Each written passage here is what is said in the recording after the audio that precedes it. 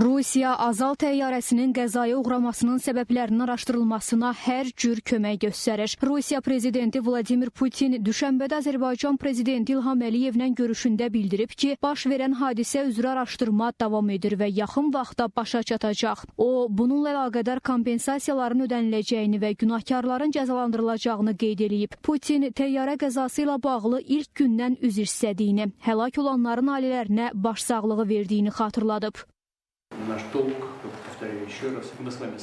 Bizim borcumuz baş verən hər şeyə obyektiv qiymət vermək və əsl səbəbləri müəyyənləşdirməkdir. Lakin bu müəyyən vaxt tələb edir. Bu məsələni sona çatdırmaq üçün yəqin ki, bir qədər də vaxta ehtiyacımız var. Biz əlbəttə ki, razılaşdırıldığı kimi istintaqla tam əməkdaşlığı təmin edirik. İstintaq yekunlaşmaq üzrədir.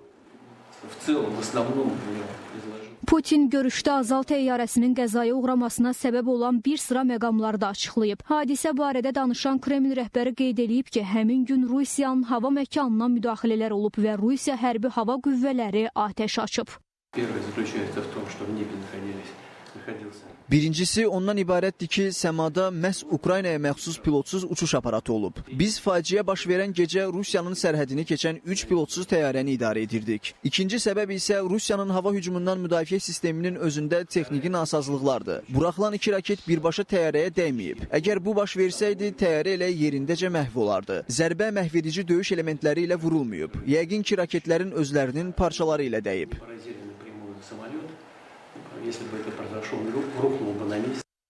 Prezident İlham Əliyev Rusiyalı həmkarına görüşün təşkilinə görə təşəkkürünü bildirib. Dövlət başçısı ötən ilin dekabrında Azərbaycan hava yollarına məxsus təyyarənin faciəvi şəkildə qəzaya uğraması ilə bağlı verdiyi ətraflı məlumata görə Rusiya prezidentinə təşəkkür edib. O qeyd edib ki, hadisə barədə məlumatı Sankt-Peterburqa səfəri zamanı təyyarədə alıb. Sizin də xatırladığınız kimi, biz həmin vaxt əlaqə saxlamışdıq. O zaman mən Sankt-Peterburqa səfər eləyirdim. Təyyarədə olarkən mənə bu faciə barədə məlumat verildi. Mən sizə zəng elədim və öz təəssüfümü bildirdim. Tədbirdə iştirak edən həmkarlarımıza da obyektiv səbəblərdən tədbirdə iştirak eləyə bilməyəcəyimi çatdırmağınızı xahiş eləmişdim. İlham Əliyev təyyarə qəzası ilə bağlı vəziyyəti şəxsən nəzarətdə saxladığı üçün Rusiya prezidentinə təşəkkürünü bildirib. Dövlət başçısı qeyd edib ki, bu məsələ ilə bağlı iki lider arasında dəfələrlə fikir mübadiləsi aparılıb. Həmçinin hər iki ölkənin aidiyyəti qurumları daim əlaqə saxlayıb.